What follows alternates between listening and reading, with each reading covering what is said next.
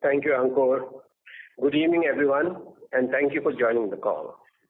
Hope all of you are safe and doing well. We announced our first quarter fiscal 2022 financial results today. We reported a net loss of 31.7 billion rupees for the quarter ending June, as compared to a net loss of 11.5 billion rupees for March quarter of fiscal 2021 and 28.4 billion rupees for the June quarter last year. Needless to say, we are deeply disappointed by these results. Last year for the June quarter, we had reported a net loss of 28.4 billion rupees, and this year we have a loss of 31.7 billion rupees. Let me first explain the reason for the higher loss. 2.9 billion rupees was due to the foreign exchange losses, and 1.5 billion rupees pertained to lower finance income. Without these two non-operational items, our losses would have been roughly the same. The next question, of course, is that given we had around 9.1 billion higher ASKs, why could we not generate more positive contribution from this additional flying year over year? Fuel, unfortunately, was a big negative driver, and our year-over-year fuel costs, adjusted for overall capacity, impacted us by 5.4 billion rupees. You will, of course, be aware that year-over-year fuel price has doubled. The second large factor was the severe impact that the COVID second wave had on our revenues in this quarter. The best way to illustrate this COVID impact is by reading out to you a monthly revenue performance for the period April through July. April revenue was 15.4 billion rupees. May was 6.7 billion rupees. And June was 9.6 billion rupees. And July is projected to recover back to April levels. Sequentially, our CASK for the June quarter increased by 43.7% compared to the March quarter on account of higher fuel price, rupee depreciation, and 41.5% lower capacity deployment. Our cash burn also increased from an average of 190 million rupees per day in the March quarter to an average of 334 million rupees per day in the June quarter because of lower demand and lower capacity deployment. Unfortunately, with the second wave, we faced similar challenges as we did last year and had no option but to reinstate leave without pay for our employees.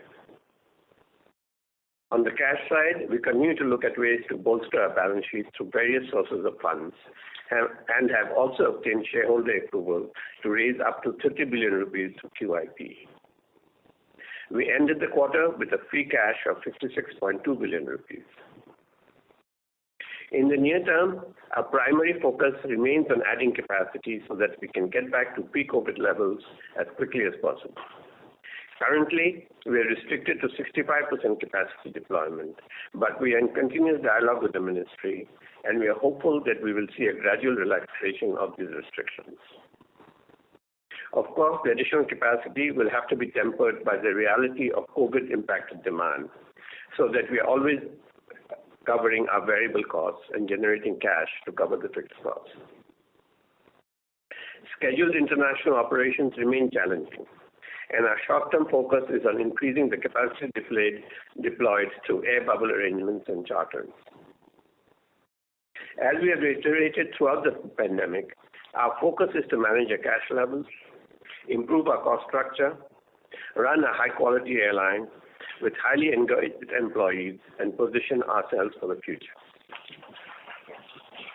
The core to our business remains our customer service.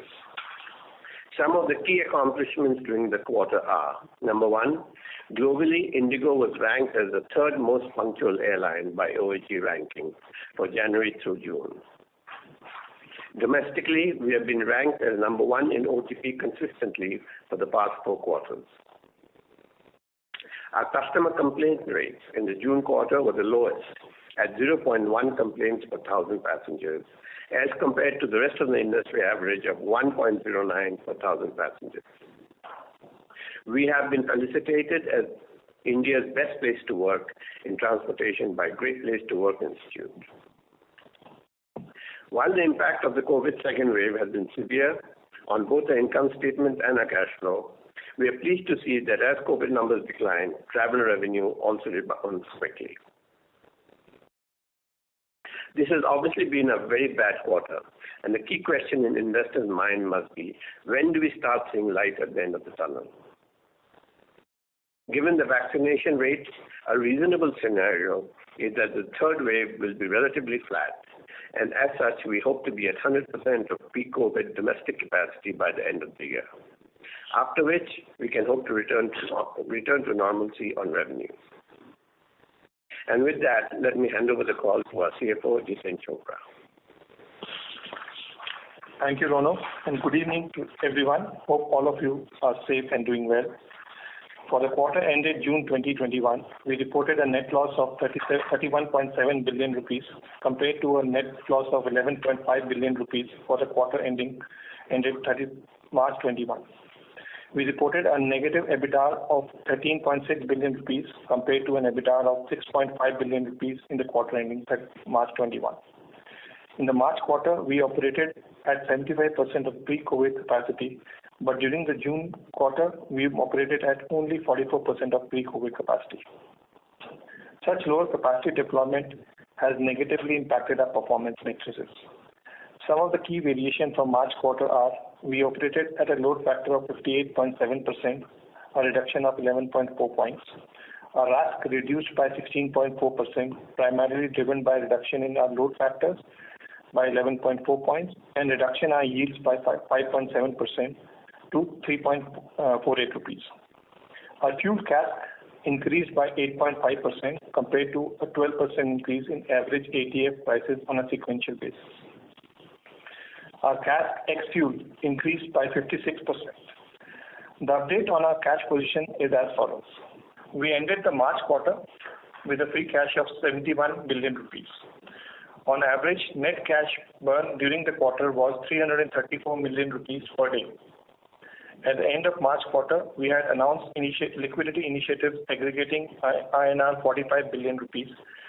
Further, in the June quarter, we were able to secure additional liquidity of 10 billion rupees, taking the total initiative to 55 billion rupees for the year. Of this, we infused 14 billion rupees during the quarter. We are also in discussion with various lenders to further enhance our liquidity position. Additionally, we continue to work with our various partners to secure favorable credit line terms. We ended the June quarter with a free cash of 56.2 billion rupees and a total cash of 170.7 billion rupees. On other key balance sheet numbers, we ended the quarter with a capitalized operating lease liability of 259.3 billion rupees and total debt, including the capitalized operating lease liability of 316.9 billion rupees. The strength of our balance sheet is our biggest defense in the fight against COVID-19, and we will continue to enhance this strength by focusing on cost reduction, liquidity enhancement, and capacity addition. With this, let me hand it back to Ankur. Thank you, Rono and Jiten. To answer as many questions as possible, I would like to request that each participant limit themselves to one question and one brief follow-up if needed.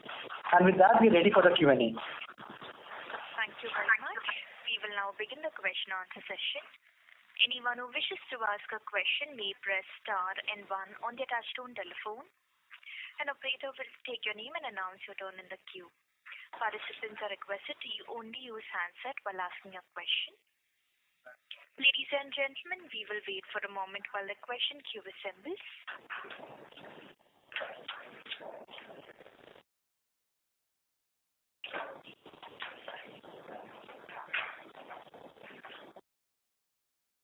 We take the first question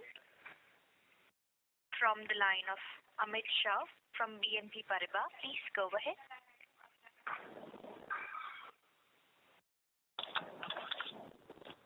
Was the reason for the loss was 2.9 billion due to FX, and the other 1.5 billion was because of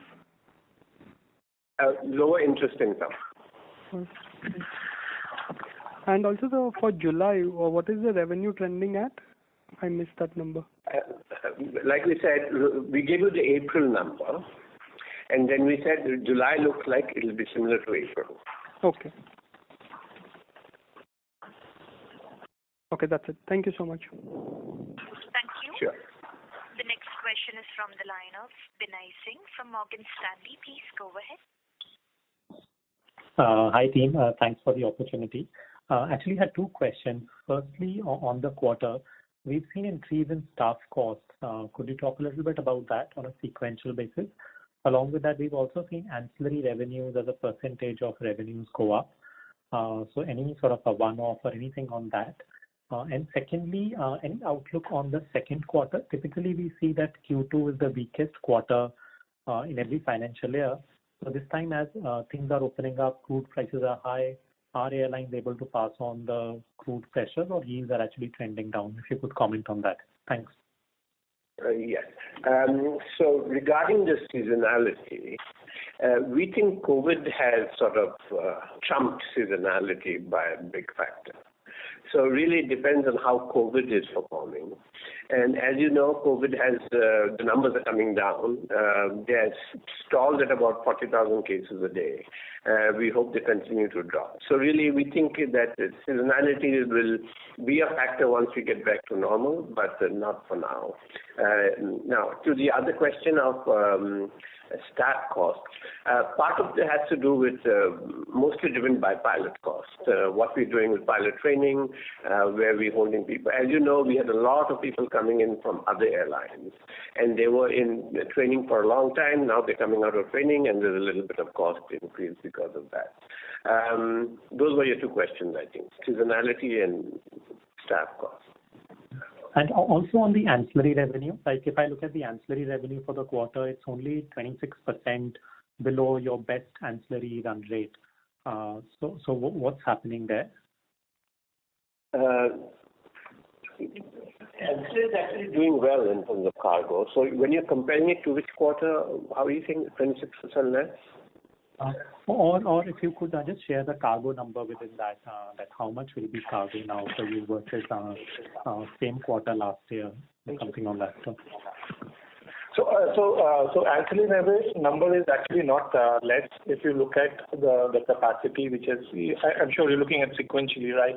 And if you look at sequentially, our cargo numbers has stand pretty much the same as last quarter. And in fact, some of our ancillary revenues like cancellation, etc., have been steady for the quarter.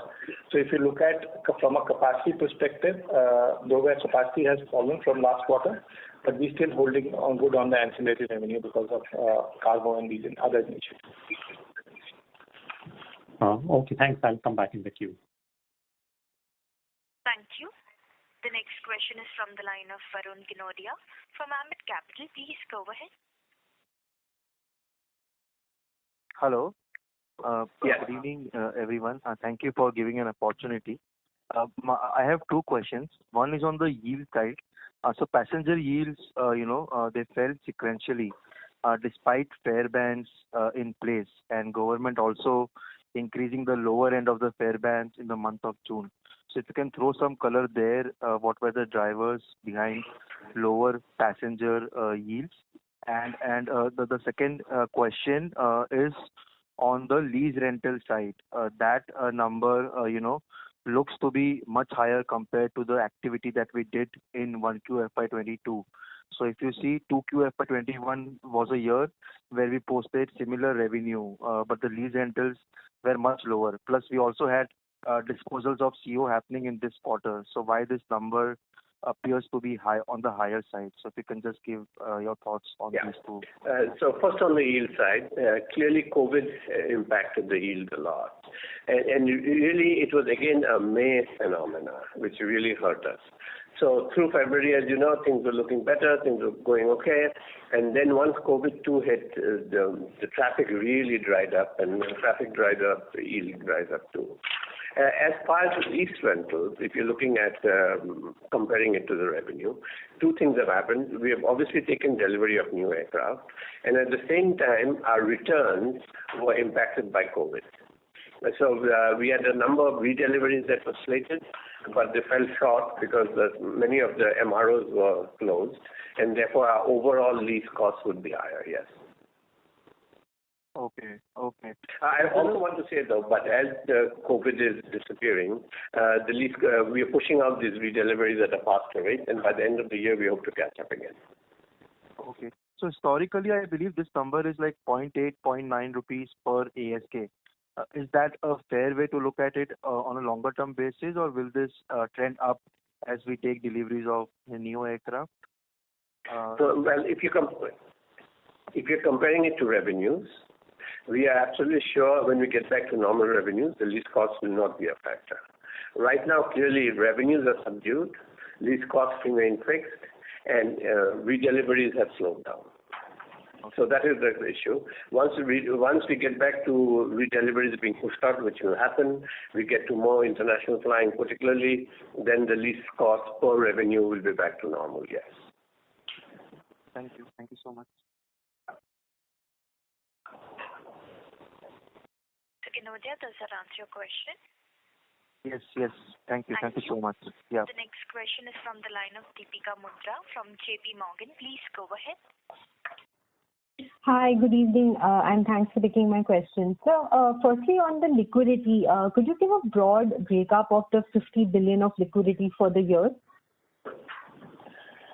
So, as I mentioned in my commentary also, we are talking to our various lenders, but we don't normally give a breakdown of our liquidity. Right now, our number is at 55 billion, which we have called out, and we'll keep enhancing it as we continue engaging with more lenders. Okay. Secondly, on the employee cost reductions, how much was it applicable in the June quarter, or is it going to be starting from the September quarter? Also, previously, you've given a guidance for employee costs for the year. So, any similar guidance for FY22? FY22? No, I don't think we can do that. Right now, our employee costs are down about 28%. And we have, there's no reason why that should change. It's fairly flat. But at what point we will start giving pay raises, taking back some of the pay cuts, all that will depend very much on the environment.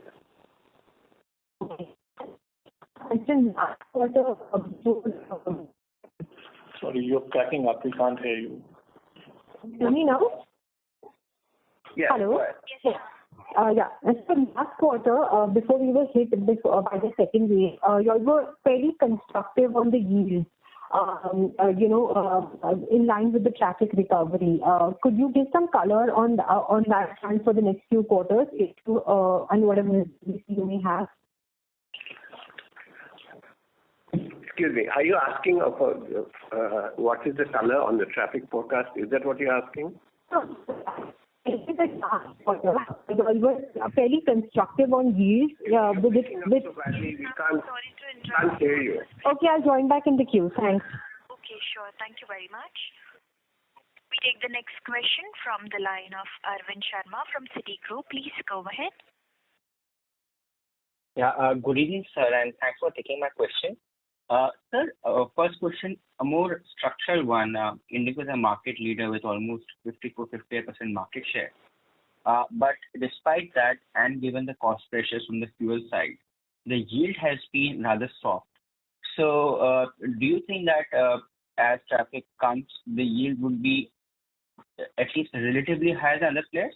Or do you think the Indian market would be commoditized for a longer time, and therefore the market leadership might not necessarily translate into better yield compared to competitors? No, I think the yield pressure we're seeing right now is purely driven by COVID. So February, as I think we mentioned, we were quite optimistic. The yields were good, and I think we'll at least recover to pre-COVID levels. And then it's a question of, well, after that, can we go higher? So I don't see any permanent impairment of yields in any way at all. It's purely driven by COVID. Sure. Thanks, sir. So just one more question on the lessor side. Given that operations have been weak, there have been restrictions on the capacity. Have there been any further negotiations with the lessors regarding the supplementary rentals or the cash rentals in terms of quantity or timelines of payment? So as far as the lessors are concerned, we take a long-term view of this. There's a pipeline between OEMs through lessors to Indigo, and we very much cherish that pipeline. We want to keep it strong, and we look at long-term relationships. So we've had discussions with both OEMs and lessors, and to some extent they have been flexible. But we are not in a mode of we are not going to pay you, things are tough, and we'll pay you later. We're not in that mode at all. And that's not just true for lessors. Whether it's airports or oil companies, we make sure that all our bills are current. We don't have any payables built up at all. Great, sir. That's great to know. Sir, if I could just ask a very small data question. In the new accounting norms, the lease rentals are divided into finance cost and depreciation. Could you share that number? How much is in the finance cost? How much in depreciation? No, we don't share that number. No problem, sir. Thank you so much for taking my question. Thank you. The next question is from the line of Aditya Makharia from HDFC. Please go ahead. Yes, sir. Maybe a little bit of a larger picture question. The corporate or the business travel will come back at some point of time. But what are the trends you are seeing? Maybe you could talk about July or generally how you've seen it. And how do you see this particular segment evolving? That's my first question. I'll ask Sanjay Kumar to answer the question. Go ahead, Sanjay. In terms of the corporate business, we had seen a recovery of almost 50% until about February, March, before the second wave hit. And after that, of course, there have been downturn of the business. But what we saw was certain industries like manufacturing, infrastructure, pharma, banking, oil and gas, they kind of saw better recovery compared to some of the IT, consulting, and professional services industry. So what we are hoping is, as the COVID wave, second wave is coming down, we will be seeing the recovery in these sectors once again, which will kind of be close to about 40 to 50%. And IT and consulting, these kind of industries might take a little longer than what we can expect in certain part of the industry. So we'll see gradual recovery in next few quarters, I guess. Sure. And how do you just see the work from home? Let's say pre-COVID corporate travel was on a base of 100. Once things normalize because of things like work from home, do you see, a more realistic level at maybe 70 or 80? I mean, any thoughts you could just share? So I think we've shared before, and I don't think our numbers have changed. Corporate used to be 20% of our travel, and then it shrunk to about 7-8%. And our best guess is it will stabilize at about 13-14%. So it won't recover to 20, but it will probably hold at about 13-14%. Okay, got you. Thanks a lot. Thank you. The next question is from the line of Anshuman Deb from ICICI Securities. Please go ahead. Yeah, hi. Thanks for the opportunity. My first question is regarding the debt number. If you can share the debt number ex finance lease and ex capital lease obligations. So we 259.3 billion of capitalized operating lease and total debt of 316.9 billion rupees. So 369 minus 270 would be roughly the kind of normal debt. Yeah. Okay, thank you. And the second question is regarding QIP. So if you could tell us, what is the delay in QIP? Because the way we look at, the way we see it, like, the big cash arbitrage that we had in term with our peers is now shrinking, in the sense that they are in deeper debt, but we are also losing very valuable cash. So, to bolster, QIP could be an important step in bolstering our balance sheet. So, I just wanted to understand that the timelines and the possible reasons for the delay. Okay, so I'll just make one statement on QIP, and I don't think we're in a position to take further questions on this issue at this time. So here's the statement I'll make. Given the current cash position of the company, we continue to evaluate timing and size of any QIP. Full stop. Okay, thank you. Okay. Thank you. The next question is from the line of Achal Kumar from HSBC. Please go ahead. Yeah, hi. Thanks for taking my question. I had two questions, if I may. First of all, so you mentioned that July revenue is almost similar to April. So does that mean your profitability, if you look at the profitability level, it's going to be worse than April because fuel price itself is almost 20% worse than April, and then of course all the other employee cost and all looks like slightly higher. So do you think in terms of profitability, the July looks like worse than April? That is my first question. And secondly, in terms of advance sale, how do you see, so how do we expect your working capital to play out in case your advance sale is not as good as it used to be? So how do we look at the advance sale in terms of, and working capital? Thanks. Okay, so let me talk about how revenue is shaping up. As I said, it's a very, very volatile environment.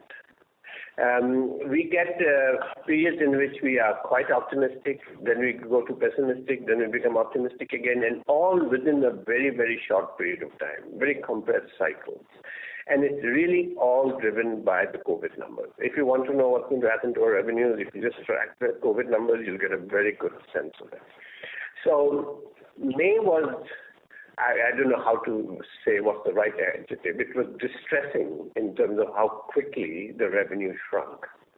But that again was, remember, at the 400,000 levels of infections per day. Now we are at 39,000 infections per day. So of course the revenue is improving, and therefore I don't think we should say, okay, last quarter it was this, and therefore next quarter it will be similar. We are the quarter which will be sort of June, July, August, definitely shaping up to be better in terms of the revenue numbers. Now our forward bookings are picking up, but they're not as strong as they were back in February. Again, all based on COVID. So we have reasonable optimism for the quarter, relative sequentially. But again, if tomorrow COVID-3 hits and the cases spike, within a week will change our tune. So it's very, very volatile in that sense. But then why you want to fly more? So you initially commented that because your oil price is high, and that's why despite flying more capacity, your losses are higher than last quarter, last year. So what will make you to confident that your losses will come down if you fly more despite having such a high fuel price and low yields? Yeah. So we watch that number very, very carefully. And you're right. It's very much a balancing game of how much capacity we should put into the market. And we are not doing any long-term planning at all. It's almost like, okay, next week, what should we do? And our goal is to make sure that we are always covering our fixed costs. And we've said before, I think that our fixed costs are in the range of 45 to 50%. And as long as we can cover that, we should be willing to put capacity out in the market. But that number also changes depending on the yield. If the yield is low, that 45% becomes higher. So we are watching all this carefully, and we're trying to make sure that no matter what we do, we are cash positive and we're always contributing towards fixed costs. Okay. Thank you so much and good luck. Thank you. Thank you. The next question is from the line of Aditya Mongia from Kotak Securities. Please go ahead. Yeah, good afternoon, everyone, and thanks for the opportunity. I have two questions. Mr. Mongia, I'm so sorry to interrupt, but we are unable to hear you well, sir. Can you hear me well now? Yes, sir. Thank you. So thanks for the opportunity. I had two questions, and both of them actually were on yield. I wanted to get a sense. You gave a sense of the revenue number on a monthly basis. It will help if you could give us a similar kind of number for yields on a monthly basis, because as you pointed out, one should kind of take out May out of the equation then see. I'm not sure that will be particularly helpful to you, frankly. We're giving you the overall revenue number, and that's what's important. And that's a combination of load factor and yield. So now if I tell you a yield number, you'll say, what's the load factor, what's the capacity, how much are you flying? So, you'll ask 3 more questions, whereas the real important issue is how much revenue are you generating? However we get there, we can get to revenue through capacity, we can get to revenue through yield, we can get to revenue and load factors. So the final product is how much revenue. And normally we don't share monthly data, but we thought this year in particular, it was important to share that, which is why we've given you the revenue number. Got that, Rono. The second question that I had was, so the context is the declining share of business travel or corporate travel as you think it would happen over time versus pre-COVID levels. And the question I wanted to ask is that does that have any impact, or should it have an impact on the overall yields that the company would be able to earn, because certain passengers who would book closer to the date of travel would be lesser in number? And if so, are there means and ways of probably managing the situations that yields are not impacted? So this is a mixed bag. So all our bookings are closer in now. Before we used to have 60-day bookings, 30-day bookings, and part of the challenge during this May decline was, hey, the bookings are happening in the last 5 days. And some of those bookings are happening at quite high yield. So there was a big spread between corporate travel and retail travel, if you will, before, because part of it was also age of booking.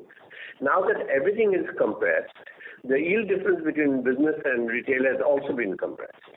So that's the good news.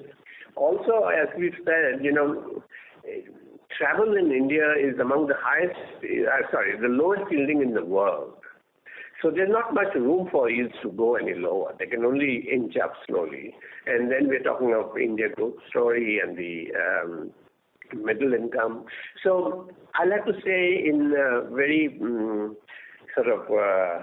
emphatic way that yes, COVID is a big crisis, no question. But it is a short-term crisis. And we don't want to lose sight of the longer-term picture. Otherwise, we sort of lose the script. And the longer-term picture is the India story remains strong. I mean, you look around, look at other industries, the India story is very much there. The middle-income growth story is very much there. So while, yes, oh my God, what happened next quarter and the quarter after that is all very important. When we look at the long term, we're saying, listen, let's just keep the cash level managed. Let's run a really good airline. Let's really focus on the quality. And then let's make sure our fleet is efficient, that we get rid of the fuel inefficient planes, that we've got the right size of the fleet, and focus on the longer term. And the longer term picture, I have to tell you, is a table thumping great story. And we're not losing sight of that. You got that, Rono. Those are my questions. Thanks for your answers. Thank you. Thank you. The next question is from the line of Chintan Seth from Sameeksha Capital. Please go ahead. Thank you. Thank you for the opportunity. One question is on the capacity side. If you can highlight what can we expect for the coming quarter and this year, given we are not outlining the guidance in the press releases, but if you can give some color, how are we looking at it that way, if you can.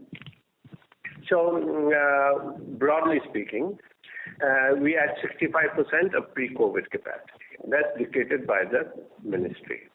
That's where we are today. We have solicited a higher level of capacity, as have a couple of other airlines. Now, just because the capacity is there, we're not going to fly. It's not like the government says, okay, you can go to 100, we go to 100%. Of course not. So we will be dictated by, again, the break-even load factors that we see in the market. And the break-even load factors will be very much driven by the yield, which again will be very much driven by COVID. So we'd like the government to do away with these caps because we don't think they make sense. It's up to us to decide how much to fly. But once those caps are removed or even relaxed, we will fly judiciously. We're not here to lose money, and therefore we'll put in capacity slowly and in a measured way so as to make sure we are always above break-even load factors. Sure. And on the expenses side, the run rate we should look at on the employees and the rentals should be similar to these numbers, at least on the fixed side? For which period you're talking about?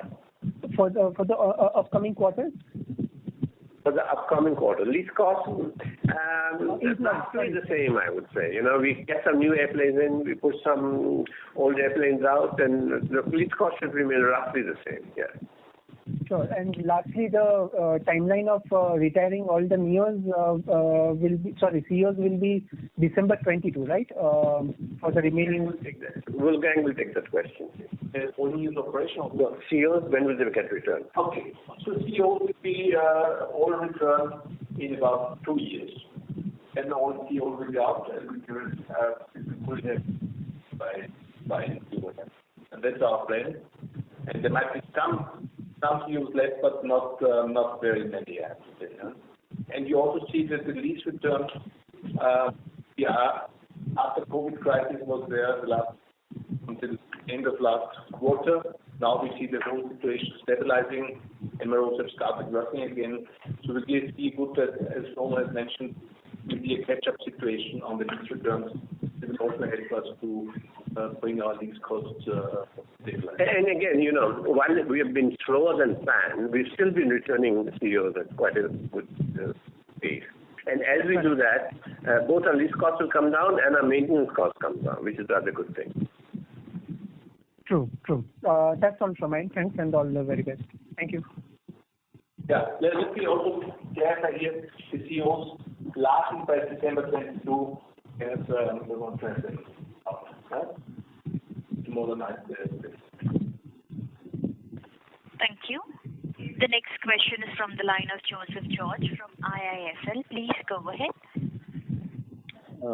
Hello. Good afternoon. Thanks for the opportunity. Am I audible clearly? Yes, you are. Thank you. Perfect. Thank you, Rono. So I had two questions. The first part of the question was in relation to the capacity guidance. So in your opening comments, you mentioned that by 4Q, your capacity would hit the pre-COVID levels. So what I wanted to understand was, when you refer to pre-COVID, are you talking about pre-COVID domestic capacity or pre-COVID overall capacity? No, pre-COVID domestic, yes. Thank you for clarifying. International, as we know, there is no vision as to when the whole thing is going to get opened up. So we're talking domestic capacity, absolutely. Sure. And so if your exit rate is going to be, at pre-COVID, it obviously means that the whole of FY23 you expect to be, better than pre-COVID in terms of overall capacity. Would that be a right statement to make? Absolutely. Look, we have a stable of fuel-efficient new aircraft just waiting. Okay. I just need the flag to come down that COVID's gone and life is coming back to normal. Those airplanes will take off like a shot. So I'm very anxious to keep adding capacity every chance we get. And by 23, of course. I don't think anyone who says 23, the COVID is still around. Perfect. Thank you. The second question that I had was in relation to your balance sheet. So, when I look at the FY21 balance sheet, the net worth that you had was about 1.1 billion rupees positive. And with a loss of, 32 billion rupees in 1Q, it's quite obvious that the net worth has turned negative. So in that context, I had two questions. One is, does a negative net worth impact the terms of your lease agreements, maybe existing or future, with respect to the, implied lease rentals because of the perceived risk going up? Is there any such issue to be worried about? None whatsoever. And as we said before, one of the relationships that we prize and that is very solid is this Indigo to lessor to OEM relationship. And we have placed all our contracts with the lessors go over the number of years. We don't place these aircraft close in. They're placed well in advance, and we see no softening of that market from our standpoint. Perfect. Thank you. If anything, I think in the lessor's eyes, Indigo has become an even better risk, if you will, from that standpoint. They see what's happening around everywhere else, and they look at Indigo, and we just are blue chip in that sense. So our pricing will only improve, not get worse. Got it. Thank you. Thank you, Rono. Thank you. The next question is from the line of Ashish Shah from Centrum Broking. Please go ahead.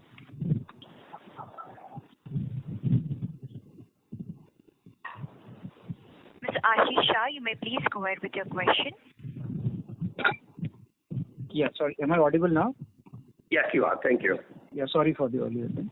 Okay, so my first question is that in terms of our lease, are these all fixed rate leases or variable rate leases? So if tomorrow if the overall borrowing rates were to go up, would our leasing costs also go up?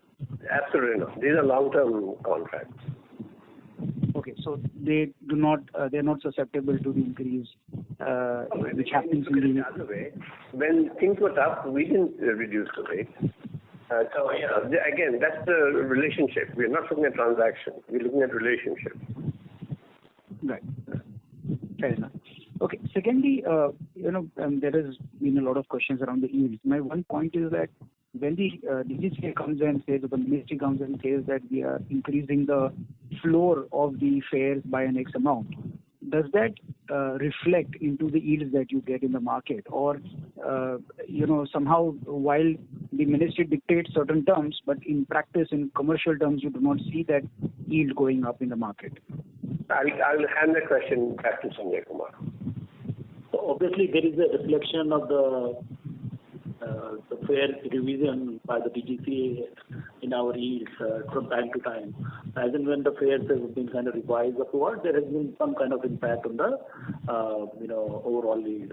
But just to kind of capture this, everything is largely dependent on the overall demand environment, and as the demand environment improves, obviously it will result in better kind of load factor as well as revenue situation. So overall, it does affect to some extent, but until the demand environment improves, we will continue to see some pressure on the yield. Thank you. Got it. Sure. Thank you. Thank you for the answers. Thank you. The next question is from the line of Achal Kumar from HSBC. Please go ahead. Oh, hi. Thanks. I got the second chance. Sorry. So just want to understand about the situation with the engines. I think you ordered some of the CFM engines. So what is the status? When are you going to receive it? And what is the kind of, how are you planning to finance those engines, please? How to finance the engines? Yeah. So wait, this is all part of the lease cost, lease arrangement that we have with the lessor, right? So we pay the engine manufacturers, but finally that whole engine and the aircraft goes to the lessor, and they pay for and we pay the monthly rent, of course. Mm-hmm. And what is the status of that? I'm not sure I understood your question. Did I answer it correctly? No, that's fine. I basically, moreover, I just want to understand what is the status. I mean, when are you going to receive those engines, and how that fits in your overall fleet? You're talking about the CFM engines, the LEAP engines coming in? Is that what you're asking? Exactly. Yeah, exactly. Well, the LEAP engine delivery has just started a couple of months ago, and right now majority of our neos are naturally this EW engines. Now the LEAP engine has started, and we expect also to get all the approvals as we have for Pratt now on EDTO in the extended range operations. So it started, and so far I have to say our experience in the LEAP engine was very good.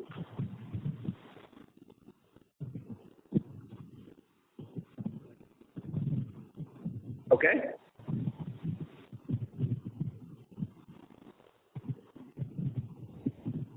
Excuse me, sir, does that answer your question? Hello? Yes. Yes, sir, does that answer your question? Yeah, that's fine.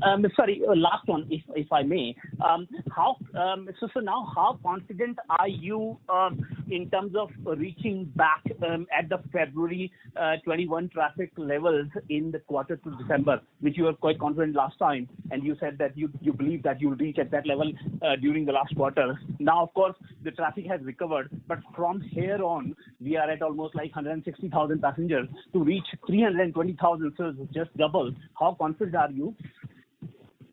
Okay, so like I said, it is a very volatile environment. Back in February, I remember how optimistic we were. We were forecasting a profit at some point very close, and we were like, oh, so by this month we should make money, etc. Then the bottom fell out with COVID too. And May, the numbers were so bad, it's like, oh my God, can it go any lower than this? It was that bad. Okay, then we get this periods of improvement, stall, improvement. Now, what causes this improvement and stall? It's really driven by the narrative in the marketplace. So when the COVID numbers are down, we get a sudden surge. Then there's talk of a Delta variant, a UK variant, a third wave is coming, wear double mask, and we immediately see the numbers stall again. So it's very volatile. So anything I tell you, you have to say that it's behind the background is what is happening to COVID. Now, assuming COVID behaves, and that the third wave comes but is relatively flat because of vaccination, this is our best guess scenario with all the caveats that I put in there about COVID and third wave and so forth. Our best guess scenario is that by December, we should be back to about February and back to almost pre-COVID levels for domestic only. International will still be slow, but domestic we should get back to December. So we've got a build-up that we're seeing, and obviously we're projecting it based on what we're seeing in July, what we're seeing in August, what the medical profession is saying about COVID. With all that, and with all the caveats, and forecasting is a dangerous game in these very volatile times. But with all those caveats, yes, we think by December we should be back to 100% of pre-COVID levels. Perfect. Thank you so much for taking again the questions. Thanks. Thank you. Thank you. We take the next question from the line of Chintan Seth from Samiksha Capital. Please go ahead. Thanks for the follow-up opportunity. One question I wanted to understand on the demand coming from, which segment, if you can, whatever demand we are seeing right now, metro to metro, or we are still seeing, more tier 2 travelers picking up your space, your capacity currently. Yeah. So let me try. What were the different waves that came through on the revenue side? Yeah. Yes. Immediately after we opened up, it was the metro to non-metro and one-way traffic. And as you know, it was mostly migrant labor, all of that, and it was well advertised in the press, places like Patna, Ranchi, so huge spikes, but one-way spikes. Okay, so that was the first wave. Then we saw that slowly becoming a two-way spike as people started returning to their work. But metro to metro also remained weak. Not also, metro to metro continued to remain weak. So metro to non-metro, our capacity actually went from 47% to 65% because it was strong growth in demand. Whereas metro to metro, we reduced capacity from about 25 to 20% of capacity. However, now with this build-up in revenue, we're seeing metro to metro also coming back. And that makes us feel better because it's more of a balanced growth. It's no longer one way, it's two-way to non-metro, and metro to metro is also coming back. That's interesting. That is all. Thank you. Thank you. Ladies and gentlemen, that was the last question for today. I would now like to hand the conference back to the management for closing comments. Okay. So we've all been together now for 4 quarters. 4 quarters of very challenging times. And we started by saying that our goal during this pandemic is to come out stronger than we went in. So the question is, we should look at ourselves now and say, are we delivering on that promise? And I will point to the following factors. When we say we're going to be better at what? How do you know we are better? Well, let's look at the customer-facing issues first. In terms of quality of flying, we've never run a better airline, and we are as good as the best in the world. We're not just saying in India. If you look at our OTP numbers on time, we are the third punctual in the world. If you look at our customer complaint ratios, they've gone way down, 0.1 versus 1.0 for the rest of the industry. If you look at our NPS, they're way up. So everything from the customer-facing says, yes, IndiGo has got better. Then look at our underlying structure. And our structure, the two most important things are our fleet and our employees. Our fleet is the most fuel efficient we've ever been. We're becoming more fuel efficient with time. We have this wonderful animal called the A321. We have the XLRs on order. So our fleet is quite a remarkable fleet, I would say. You can look around the world and you can ask yourself, who has a fleet like this that is this young, this fuel efficient, and this much growth built into it? Our other pillar, as I said, is complete is employees. So take a temperature of our employees. We've gone through very tough times together. We've taken pay cuts, we've taken layoffs, and yet the employee morale is remarkably high. People are engaged, people are enthusiastic, people love Indigo. Our employees do. And you can see that in the Great Place to Work. All this has happened only recently. And then I look around and say, what is happening to each division? So I told each division, I want you to be the best in the industry. IT, you be the best IT in the industry. HR, you be the best HR in the industry. Even legal, be the best legal that you can be. And then look what happens. We are among the top 15 in-house legal firms in Asia. Look at HR. We keep getting award after award for management of HR. So all of that speaks to, yes, our employee structure is also strong. Then let's look at our brand. We used to be the 53rd most valuable brand. We are now the 32nd, I think, or 33rd most valuable brand. And just know that ahead of us are mostly multinationals. Is the Googles and the American Express and the Nestle. Well, we have a hard time disclosing that. But if you look at Indian brands, we're the 7th most valuable Indian brand. Then you look at our market position. Every major city, and I'm not just talking about 6 metros, I'm going down. Most major cities, we have a remarkable market position. And then we have position in all the smaller towns and cities of the country. And places like Leh, okay, we didn't fly there. Now we are flying in the middle of the pandemic. Places like Aizawl, places like Bareilly. We are opening stations even in the middle of the pandemic. So I look at this list and I say, is Indigo emerging stronger from the crisis than when we entered? And I say, hell yes. Of course, we lost money, and I'm not promising we'll make money next quarter or anything like that. Short-term losses are there. But long-term structure, Indigo is emerging much stronger than Indigo went into this crisis. Thank you. Thank you. On behalf of Indigo, that concludes this conference. Thank you all for joining. You may now disconnect your lines.